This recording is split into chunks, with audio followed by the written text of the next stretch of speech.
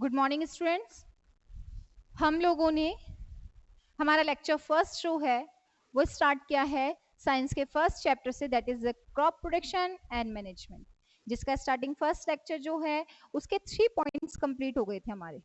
आप लोगों ने पढ़ा होगा, आप लोगों ने उन क्वेश्चंस के आंसर्स भी लिखे होंगे।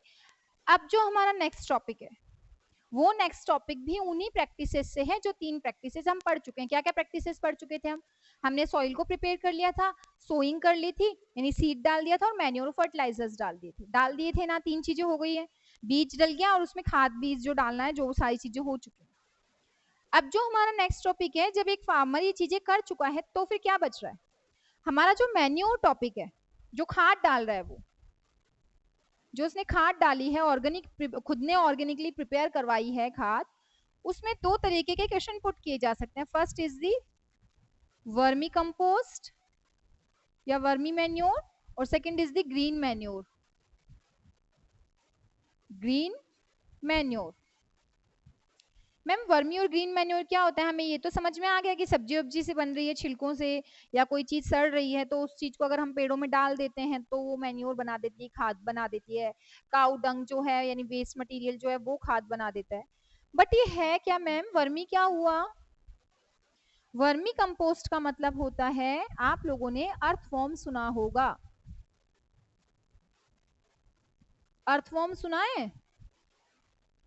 केचुआ सुना है? क्या है ये? Friend of farmer. क्या है? फ्रेंड है। किसका फ्रेंड है ये? फार्मर का। एक खेती बाड़ी करने वाले के पास अगर केंचुए हैं तो वो बहुत अच्छे फ्रेंड है उसके। क्यों? क्या काम करते हैं? जब सॉइल के ऊपर एक अर्थवॉर्म को छोड़ दिया जाता है तो वो अर्थवॉर्म क्या करता है? सॉइल के अंदर जाता है, मिट्टी को खाता है, बाहर आता है, अंदर जाता है, बाहर आता है। सॉइल के अंदर बाहर आने के कारण सॉइल प्लग हो रही है। क्या हो रही है? मिट्टी खुदती जा रही है। मिट्टी खुद तो रही है, साथ में क्या हो रहा है कि अर्थवॉर्म जो है ना, ये अर्थवॉर्म अपनी बॉडी से क्या करता है? एक्सक्रीशन करता है। किसका? कुछ फर्टाइल सब्सटेंसेस का, जो मिट्टी को उपजाऊ बनाते हैं। ऐसे कुछ सब्सटेंसेस अर्थवॉर्म की बॉडी से बाहर आते हैं उसके वेस्ट की फॉर्म में। तो ये अपनी बॉडी से जो एक्सक्रीशन कर रहा है वो सॉइल में हेल्प करता है, सॉइल को फर्टाइल करने में। जब सॉइल फर्टाइल हो रही है तो अपना अपने आप ही क्या बन गया? फ्रेंड बन गया। किसका फ्रेंड बन गया? फार्मर का। समझ में आया आप लोगों को ये चीज?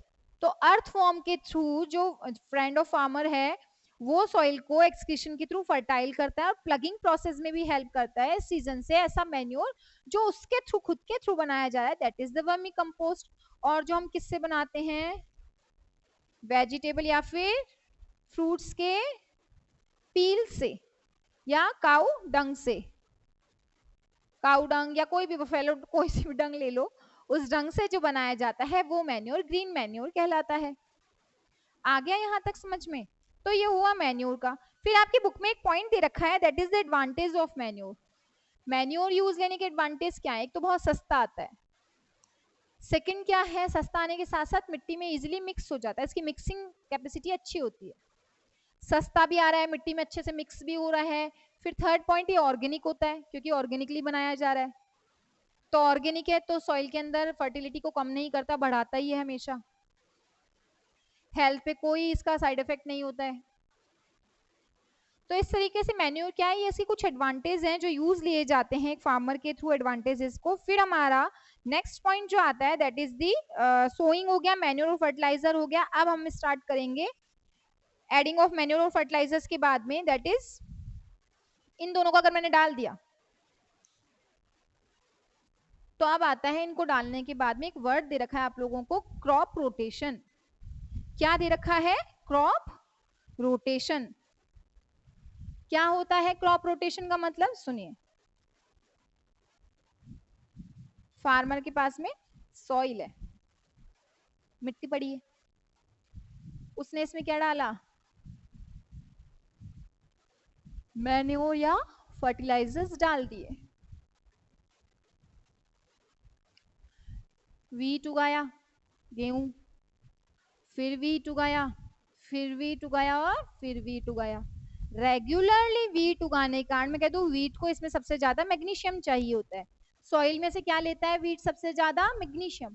तो धीरे धीरे सॉइल के अंदर किसकी परसेंटेज डल चली जाएगी? मैग्नीशियम की। कम हो जाएगी ना भाई मैग्नीशियम। जब एक ही जगह पे आप बार बार ही गेहूं उगाते जा रहे हो, चाहे मैन्योर फर्टिलाइजर डाल रहे होंगे, लेकिन बार बार एक ही टाइप की जो क्रॉपिंग होती है अगर उसी को करवाते जा रहे हो तो वहां पे कुछ न्यूट्रिएंट्स कम हो जाते हैं। क्या हो जाते हैं?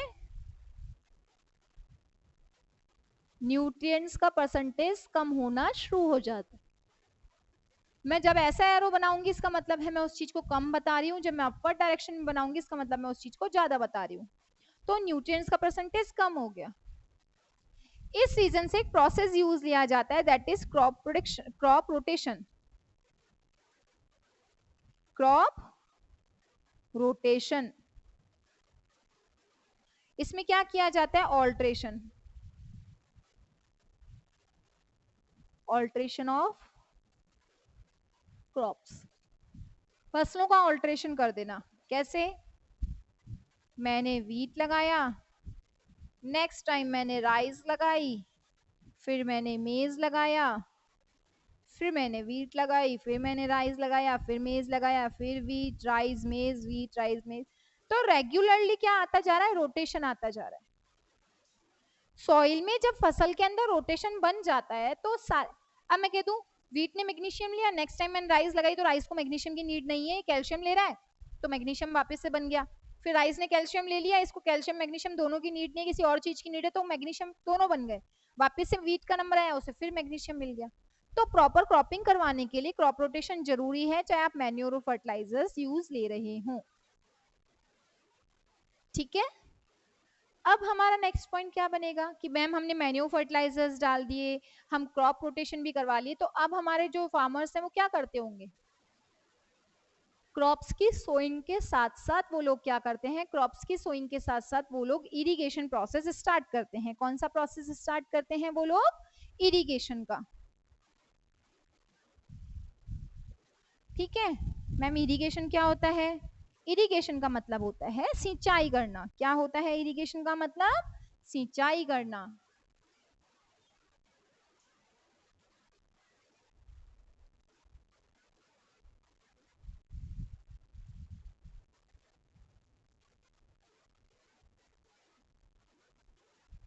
वाटरिंग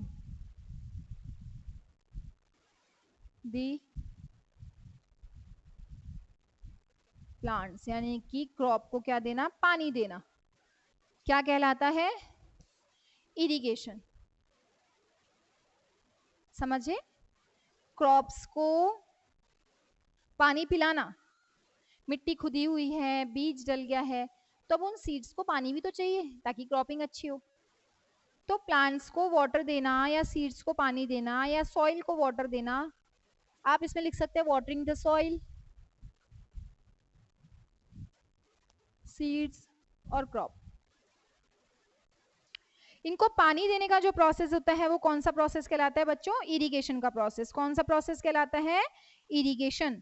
तो इरिगेशन का मतलब क्या है? पेड़ों को पानी देना। ठीक है, तो इसमें आपको दे रखा है कि water is important for the proper growth and development.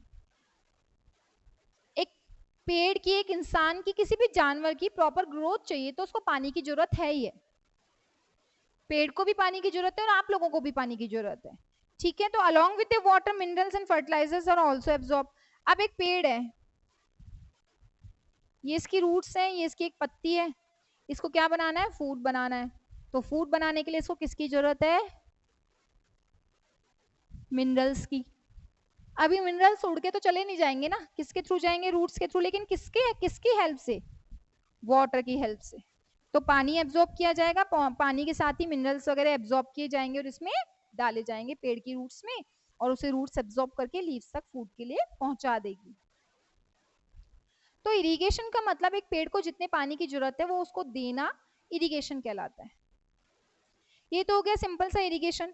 फिर इरिगेशन के अंदर आपको दे रखा है जो supply of water to crops at regular interval. ये थोड़ी ना सुबह नल खोला है रात तक चलता ही जा रहा है। देखा है आपने खेती बाड़ी में वो एक फाउंटेन सा लगा हुआ होता है, वो ऐसे ऐसे रोटेट होता रहता है, पानी देते हैं। सुबह देते हैं कईयों में, कई जने शाम को देते हैं, बट एक टाइम काफी है या दो टाइम काफी, दिन भर थोड़ी ना पानी चलता रहता है।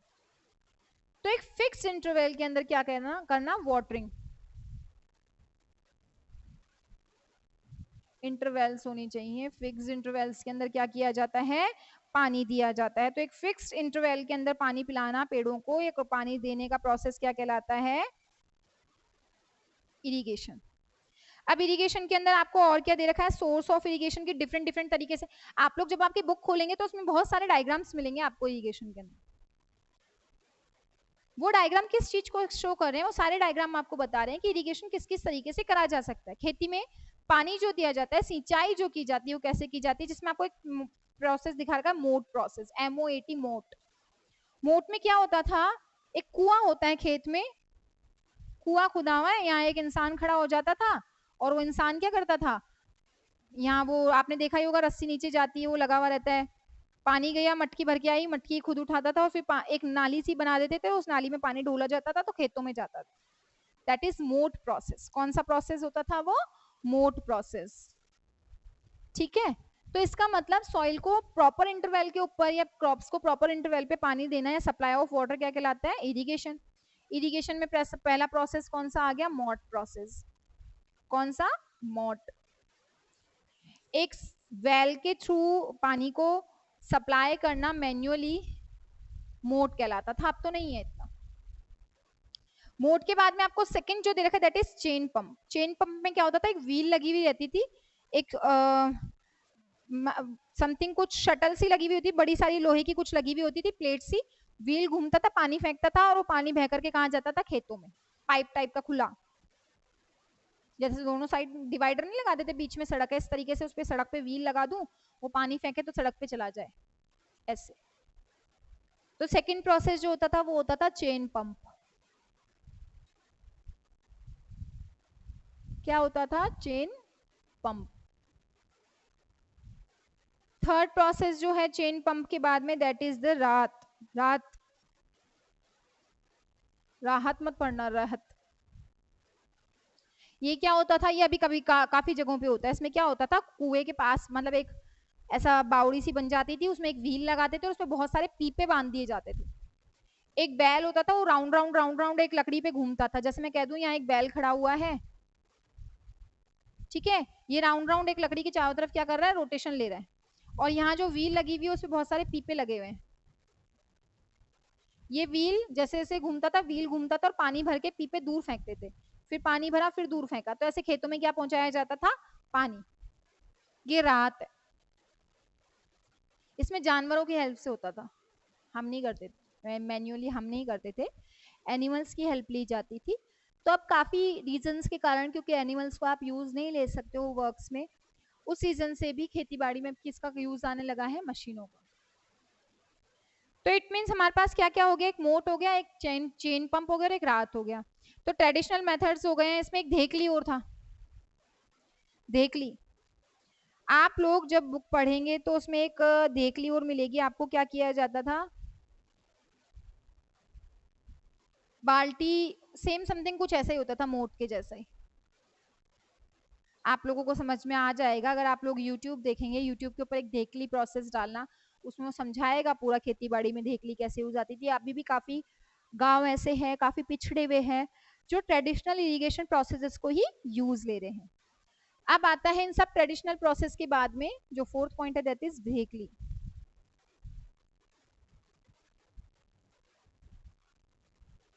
अब आता है मॉडर्न प्रोसेसेस। मॉडर्न प्रोसेसेस क्या क्या है, फर्स्ट प्रोसेस हम लेते हैं, मॉडर्न प्रोसेस में हमको दे रखा है दैट इज स्प्रिंकलर। ये क्वेश्चन जरूर आएगा, मॉडर्न प्रोसेस इरिगेशन का समझाना। या तो आप इसमें दोनों समझाएंगे, सिर्फ मॉडर्न प्रोसेस पूछा जाएगा तो आप इसमें दोनों समझाएंगे, लेकिन अगर इसमें डायरेक्ट क्या पूछा जा रहा है, स्प्रिंकलर मेथड पूछा जा रहा है या ड्रिप सिस्टम पूछा जा रहा है, तो वो समझाना है। इस स्प्रिंकलर मेथड में क्या होता है, कुआं होता है, कुएं पे मोटर लगा दी जाती है, वहां से एक मोटा पाइप आता है, उस मोटे पाइप में छोटे छोटे पाइप मिलकर के बहुत सारे वो क्या लगा दिए जाते हैं, वो फाउंटेन्स लगा दिए जाते हैं, और मोटर चलाते हुए फाउंटेन घूमना स्टार्ट होते हैं, पानी आता है तेजी से और वो पूरे खेतों में डालती जाती है। पानी का वेस्टेज काफी होता है। तो स्प्रिंकलर मेथड का मतलब first is sprinkler. Sprinkler method में क्या होता है, जो वेल है इस पे एक स्टिक के ऊपर एक मोटर बांध दी जाती है और यहाँ से एक मोटा पाइप निकलता है उस मोटे पाइप पे पतले पाइप जोड़ दिए जाते हैं जो जगह जगह पे फैले हुए रहते हैं, ऐसे इस वाली उसमें हो गए, फिर अगली खांच पे हो गए, फिर अगली खांच पे हो गए, इस पे ऊपर स्ट्रेट वर्टिकली फाउंटेन लगा दिए जाते हैं। जैसे ही मोटर ऑन होती है पंप प्रेशर से फेंकता है और इस फाउंटेन तेजी से घूमना शुरू होते हैं और पानी को स्प्रिंकल करते हैं, फैलाते हैं। इस सीजन से इसे स्प्रिंकलर मेथड कहा गया है। तो मोटर को यूज लेकर के, उस डिवाइस को यूज लेकर के फाउंटेन्स के थ्रू वाटर को स्प्रिंकल करने का प्रोसेस स्प्रिंकलर मेथड कहलाता है। Second is the drip system. Second जो आता है हमारा वो है ड्रिप सिस्टम। कौन सा सिस्टम? Drip system.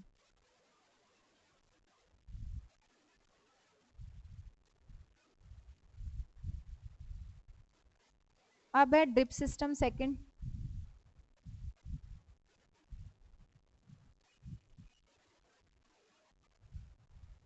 समझ में आ रहा है क्या कुछ ड्रिप सिस्टम का मतलब? सेम है। ड्रिप सिस्टम का मतलब होता है कि मोटर लग गई, चालू कर दी, पाइप से पानी जा रहा है, खेतों में जो पाइप लगा हुआ है उस पे क्या होगा, जो खेतों में पाइप लगा हुआ है बड़ा वाला, वो ऐसे बटा हुआ है, इस पे यहाँ पे छेद है पाइप में, पानी आ रहा है, इस छेद से टपक रहा है, drip by drip, dot dot dot dot, drop drop, और यहाँ पे क्या उग रहे हैं? पेड़ उग रहे हैं। तो सीड के प्लेस पे ही ड्रॉप बाय ड्रॉप, यानी कि जहां पर उस पाइप पे छेद होता है वहां पर ही सीड डालना और ड्रॉप बाय ड्रॉप पानी पहुंचाना। इससे वाटर वेस्टेज कम होती है। पानी की जो वेस्टेज हो रही थी स्प्रिंकलर मेथड में जो रेगुलर फैलाता है, वहां सीड पे जाने की वजह पूरे खेत में पानी वेस्ट हो रहा है। बट जो आपका ड्रिप सिस्टम है इसमें क्या होता है, जो हमारा ड्रिप सिस्टम है इसके अंदर क्या हो रहा है, ड्रिप बाय ड्रिप यानी ड्रॉप ड्रॉप करके पानी डॉट्स में से, उन पोर्स में से बाहर आता है और डायरेक्ट प्लांट के सीड पे गिरता है और प्लांट जो सो हुआ है वो क्या हो जाता है, ग्रो करना स्टार्ट कर देता है। तो ये हुआ आपका मॉडर्न मेथड। फिर इसके बाद में दे रखा है कि अब क्या होगा। अब क्या होगा भाई, इरिगेशन भी कर दिया, अब तो सिंचाई हो गई, पेड़ उगने को आ गए, तो अब होगा प्रोटेक्शन फ्रॉम वीड्स। क्या होगा? Protection from weeds.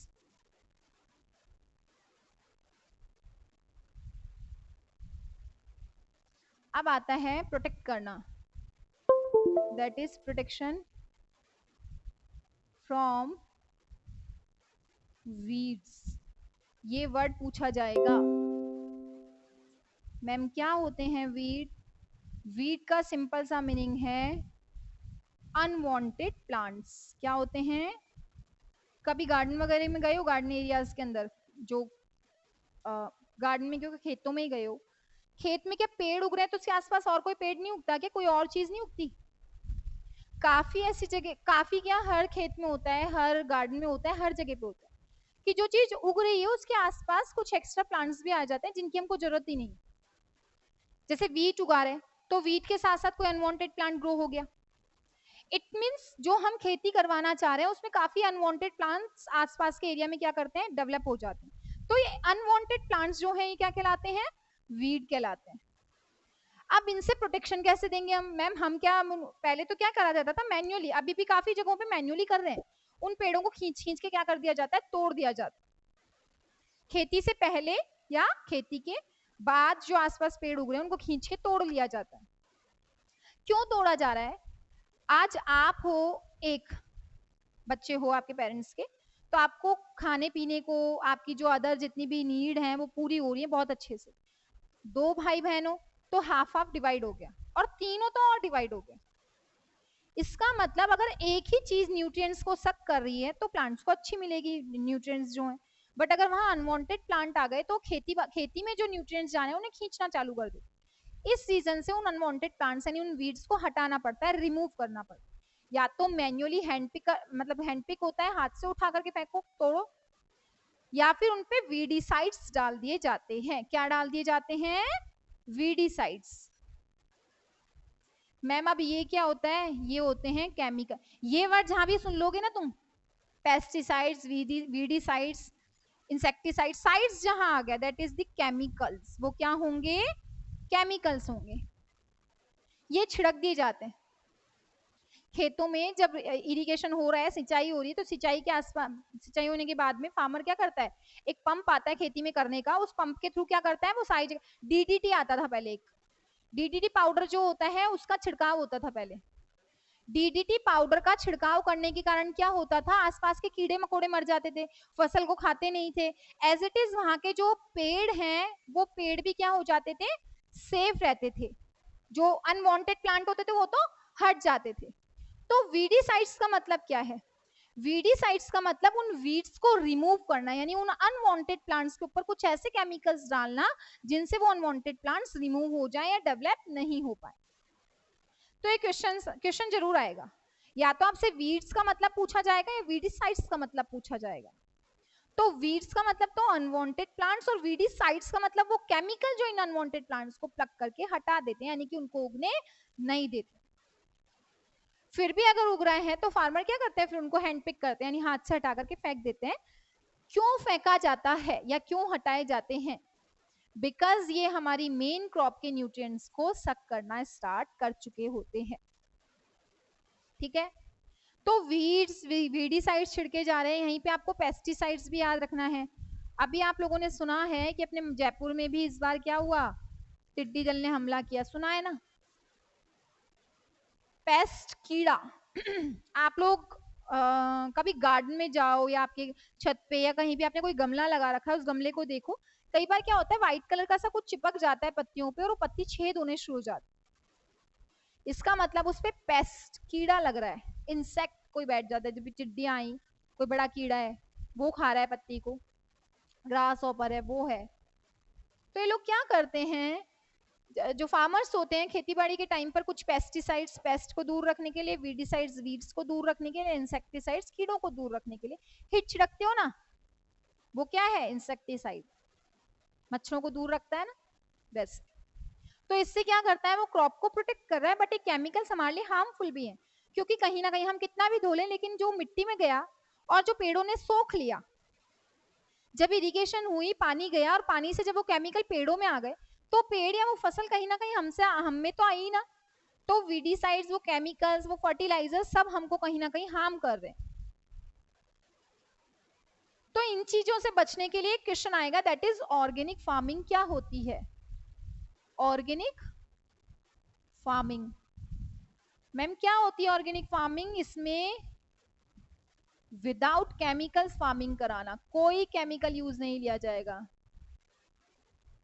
Without chemicals क्या करवाई जाएगी, फार्मिंग करवाई जाएगी। ऐसी फार्मिंग जिसमें कोई केमिकल यूज नहीं होगा, that is known as organic farming. आप लोग कभी फ्रूट वाले के पास जाओ तो एप्पल्स होते हैं जिनपे स्टिकर्स लगे हुए होते हैं, ये कहा जाता है कि ऑर्गेनिक है। आजकल सब्जियां फ्रूट्स काफी चीजें ऑर्गेनिक वर्ड से बिक रही है, तो ऑर्गेनिक का मतलब जो आपके लिए लेस हार्मफुल है, बहुत ही कम आपको कोई नुकसान पहुंचा रही है। इट मीन्स इनमें फर्टिलाइजर्स नहीं, मैन्योर ही डाला जाता है। ठीक है, तो ये हुआ इरिगेशन और उनसे बचना। अब सब चीजें कर ली, पेड़ उग गए, कीड़े मकोड़ों से भी बचा लिया, तो अब नेक्स्ट जो प्रैक्टिस होगी उसकी वो क्या होगी, हार्वेस्टिंग। देखिए क्रॉप का डेफिनेशन हो गया, मिट्टी को खोद लिया, खुदने के बाद में उसमें हमने सीड डाल दिए, सीड की वैरायटी देख ली, सीड डालने के बाद में हमने क्या करा, मैन्योर फर्टिलाइजर्स डाल दिए, उनके डिफरेंसेस देख लिए, फिर मैन्योर फर्टिलाइजर्स डाल करके हमने क्या करा, सीड्स के डलने के बाद में वहां पर हमने इरिगेशन स्टार्ट किया। उसके मॉडर्न और जो ट्रेडिशनल मेथड थे वो देख लिए इरिगेशन के। इरिगेशन के बाद हमने क्या किया, हमने उनको इंसेक्ट्स और इनसे बचाया। अब लास्ट हम प्रोटेक्शन हो गया, उग गई, तो अब क्या करेंगे, हार्वेस्टिंग, कटाई क्या की जाएगी, harvesting.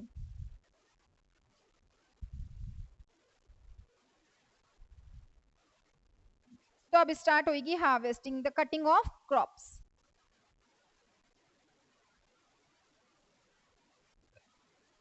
The cutting of crops, उस फसल को, उस खेती को काटना हार्वेस्टिंग कहलाती है। अब हार्वेस्टिंग भी डिफरेंट डिफरेंट टाइप से हो सकती है। आपने थ्रेशिंग के बारे में सुना होगा, थ्रेशिंग सुनी है कभी, थ्रेशिंग क्या होती है, थ्रेशिंग का मतलब होता है एक ऐसी कटार आती है इस शेप की,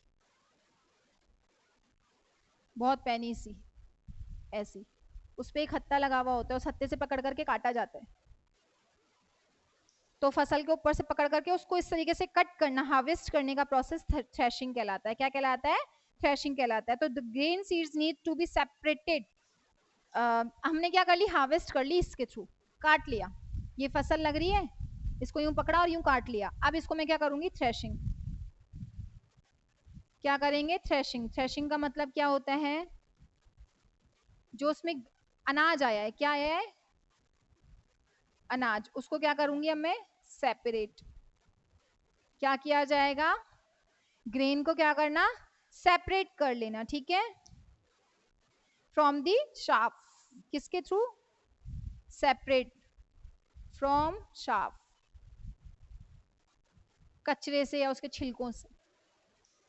कभी गेहूं साफ करा है? गेहूं को ऐसे ऐसे उछाला जाता है, जोर जोर से पटका जाता है, पट पट पट। यूं पकड़ते हैं बंडल को और जोर से किसी पत्थर पे फेंका जाता है, तो गेहूं के दाने उछल करके शाफ उसमें से साफ हो जाता है। बट जो पहले ट्रेडिशनल शाफ मेथड था, जिसमें ऐसे गेहूं को पकड़ करके क्या किया जाता था? पत्थर पे पीटा जाता था। तो उसमें क्या होता था? गेहूं भी वेस्ट होता था क्योंकि ग्रेन इधर उधर चले जाता था, और जो शाफ है वो भी पूरी तरीके से उसमें से नहीं निकलता था।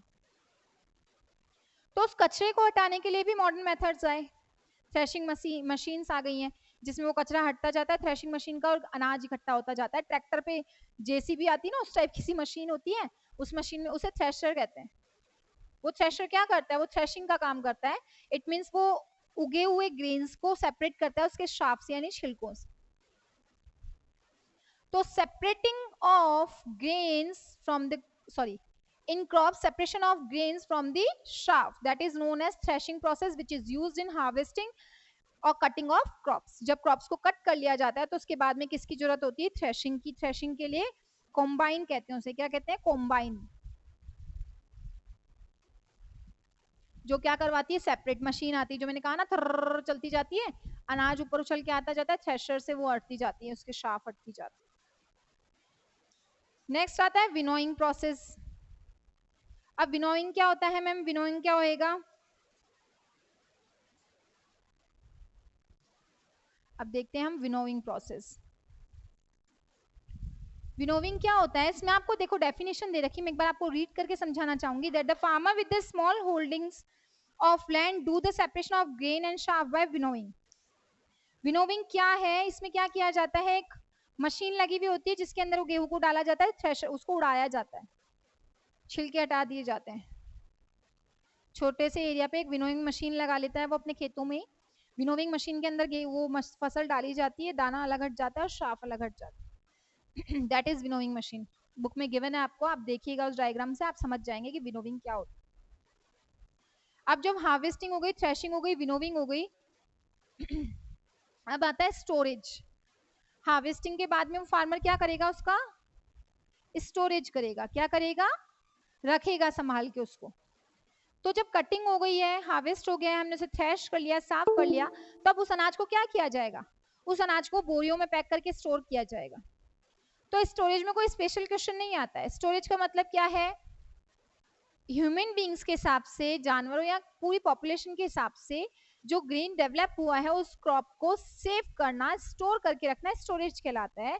जहाँ पे लिटिल बिट सनलाइट आती रहनी चाहिए, बिल्कुल धूप में भी अनाज नहीं रखा जाता है, तो गोदामों में रखा जाता है। गोदाम में रोशनदान होता है जहां से वो आते रहे, लेकिन वहां बारिश नहीं जानी चाहिए। अगर बारिश का पानी अनाज तक पहुंच गया तो पूरे अनाज खराब हो जाते हैं, बिकॉज उनमें इंसेक्ट्स या पेस्ट लग जाता है, कीड़ा लग जाता है। ठीक है, दैट इज द स्टोरेज। तो जो फ्रेशली हार्वेस्टेड वो होते हैं, सीड्स होते हैं, उनको बहुत बड़ी बड़ी मशीनों में पहुंचाया जाता है। आजकल तो हार्वेस्टिंग के लिए, स्टोरेज के लिए मशीनें हैं जो बोरियों में पैक होके आता है। तो that is the storage process. उनमें स्टोर कर लिया जाता है, लेकिन गीली को नहीं, पहले धूप डलवाई जाएगी, फिर उनको सुखा करके उन सीड्स को पैक किया जाएगा। अगर गीला अनाज स्टोर कर दिया जाएगा तो वो खराब हो जाएगा, स्मेल प्रोड्यूस करेगा। ठीक है, इसमें आपको दे रखा है however large scale storage of grain is done in silos and granaries to protect them. Silos word आ रहा है, गोदाम टाइप का होता है। इसमें गेहूं की बोरियों को या किसी भी अनाज की बोरियों को रख दिया जाता है। लिटिल बिट सनलाइट आती रहनी चाहिए, लेकिन वाटर उसमें नहीं जाना चाहिए किसी भी हालत में। एक रोशनदान रोशनी आने के लिए डायरेक्ट सनलाइट में भी नहीं रखना है। ठीक है, फिर नेक्स्ट टॉपिक है आपका फूड फ्रॉम एनिमल्स। यहाँ तो आपकी क्रॉपिंग करवा ली। अब पॉपुलेशन बढ़ने के साथ साथ क्रॉपिंग ही पूरी नहीं है, काफी फूड हमको किससे मिलता है, एनिमल्स से भी मिल रहा है। किन से मिल रहा है, एनिमल्स से। तो एनिमल्स क्या कर रहे हैं, जानवर जो हैं उनसे भी हमको जो खाना मिल रहा है, जैसे मिल्की प्रोडक्ट्स हैं, गाय भैंसों से दूध मिलता है ना, बकरी गाय भैंस ऊंट भेड़, इन सब से क्या मिलता है हमको, मिल्क मिलता है। तो इन्हें क्या कहा जाता है, animal husbandry. Animal husbandry. Animal husbandry क्या है, एनिमल हस्बेंड्री का मतलब क्या है, एनिमल हस्बेंड्री का मतलब है क्या करना, एनिमल से क्या लेना, फूड प्रोडक्ट्स। क्या करना, एनिमल से फूड प्रोडक्ट्स को गेन करना, वो एनिमल हस्बेंड्री कहलाती है। Animal husbandry different different type की हो सकती है, जो आपकी बुक में गिवन है एनिमल हस्बेंड्री, उसमें क्या क्या आएगा, एक आएगा बी कीपिंग, ठीक है, मधुमक्खियों का हनी कलेक्ट करना। बी कीपिंग के बाद में आपका इसमें आएगा मिल्क प्रोडक्शन के लिए, डेयरी प्रोडक्ट्स के लिए जो आता है, ठीक है, कैटल फार्मिंग जो होती है, जैसे गौशाला है, गौशाला में बहुत सारी गायें पाली जा रही है। सिर्फ किस लिए पाली जा रही है, गायों को क्यों पाला जा रहा है, गायों को इसलिए पाला जा रहा है ताकि उनसे दूध वगैरह निकले या घी बन रहा है, जैसे पतंजलि है इसका एक घी आता है, आते हैं, क्यों आ रहे हैं, उन्हें गौशाला बनाया हुआ है, उसमें बहुत सारे जानवरों को पाल रहे हैं, उनकी भी हेल्प, मतलब उनका भी ध्यान रखा जा रहा है, और उनसे जो मिल्क प्रोड्यूस हो रहा है उनके चीजी प्रोडक्ट्स भी बनाए जा रहे हैं। सेकंड आएगा बी कीपिंग क्यों करवाई जाती है, मैं मधुमक्खी को क्यों पालते होंगे, बी कीपिंग हनी और वैक्स के लिए बनाई जाती है। जो उनका छत्ता होता है वो वैक्स का बना हुआ होता है, और जो उसमें कलेक्ट करती हैं वो नेक्टर, फूल का नेक्टर मतलब रस फूल का, उसे वो लाती हैं, कलेक्ट करती हैं और हनी में चेंज करती हैं। एंड द लास्ट वन एक आपको दिखेगा इसमें फिशरी, जो फिश जो होती हैं, जो मछलियां होती हैं उनका पालन, जैसे जो समुद्री एरिया है, जो पानी के आसपास की जगहों पे वहाँ फिशरी काफी की जाती है, जो मछलियां हैं उनको पाला जाता है। किस लिए काम आती हैं, मछलियों का एक ऑयल निकलता है उनके लिवर से, वो मेडिसिन में यूज लिया जाता है। आप लोग देखेंगे मेडिसिन के पीछे एक रेड कलर का डॉट लगा हुआ होता है, वो शो करता है कि वो नॉन वेज, मतलब उसमें काफी सारी चीजें ऐसी हैं जो जानवरों की डाली गई। ग्रीन डॉट क्या शो करता है कि उसमें कोई मिक्सिंग नहीं है, प्योरली कैसा है, वेज है। तो जो ये लिवर ऑयल है या फिश जो है वो नॉन वेजिटेरियन लोग काफी शौक से खाते हैं, तो खाने में और इन चीजों में भी वो हेल्प करती है, that is known as animal husbandry. तो यहां तक आपका chapter number first properly complete हो चुका है, ठीक है। अब इस टॉपिक से रिलेटेड या इस पूरे चैप्टर से रिलेटेड मैं आपको कुछ क्वेश्चंस दे रही हूं, जो आपको बुक पढ़ के लेक्चर को देख करके क्या करने हैं, आंसर्स लिखने हैं। ऑफलाइन क्लासेस जब स्टार्ट होंगी तो आपकी कॉपीज चेक की जाएगी, ओके। तो क्वेश्चंस लिख लीजिएगा इसके। हमारा जो टॉपिक है, हमने जो लेक्चर सेकंड में कंप्लीट किया है, इससे रिलेटेड कुछ क्वेश्चंस हैं, जिसमें फर्स्ट क्वेश्चन है व्हाट इज इरिगेशन। सिंचाई के बारे में अगर आपको जो भी बताना है, आपको इसमें सिर्फ इरिगेशन ही नहीं लिखना है, व्हाट इज इरिगेशन पूछा जाएगा तो मैम हमने डेफिनेशन लिख दी, एक लाइन की डेफिनेशन ही नहीं, आपको इसमें प्रॉपर्ली बताना है मॉडर्न मेथड जो मैंने आपको एक्सप्लेन किया है और जो ट्रेडिशनली यूज लिया जाता था वो। Second question is what is sprinkler method. Sprinkler method क्या है, जो आपका मॉडर्न मेथड था इरिगेशन का, उसमें स्प्रिंकल फाउंटेन्स देखे होंगे आपने, फुहारे लगे हुए रहते हैं खेतों में, वो वाला सिस्टम आपको पूरा एक्सप्लेन करना है। आप बुक की हेल्प ले सकते हो या आप लेक्चर वापस रिवाइज करके देख सकते हो कि उसमें क्या समझाया गया है। थर्ड क्वेश्चन ड्रिप सिस्टम, वही ड्रॉप बाय ड्रॉप जो प्लांट्स पे डाला जाता है। The last one, sorry second last is beekeeping क्या है, मधुमक्खी को क्यों पाला जाता है एनिमल हस्बेंड्री के लिए, क्या हेल्प करती हैं, कौन कौन सी मधुमक्खियां, आप जब इस चैप्टर को प्रॉपर्ली बुक से पढ़ोगे तो मधुमक्खियों के एक दो नाम है, वो नेम्स आपको एग्जांपल में लिखने हैं। And the last one is what are weeds and weedicides, weed का डेफिनेशन और वीडिसाइड्स का डेफिनेशन, ओनली डेफिनेशंस लिखनी है, ठीक है। तो यहाँ आपका लेक्चर नंबर 2 कंप्लीट हुआ, जिसमें आपका चैप्टर फर्स्ट जो है क्रॉप प्रोटेक्शन एंड मैनेजमेंट, ये प्रॉपर्ली कंप्लीट हो चुका है। आपके क्वेश्चन आंसर्स जो हैं, जो आपको कॉपी में दिए जा रहे हैं, ये आपको ऑफलाइन क्लासेस स्टार्ट होने पे चेक किए जाएंगे। तो प्रॉपर नोट्स होने चाहिए, प्रॉपर आंसर्स होने चाहिए। तब तक के लिए घर पे रहिए, सेफ रहिए, थैंक यू।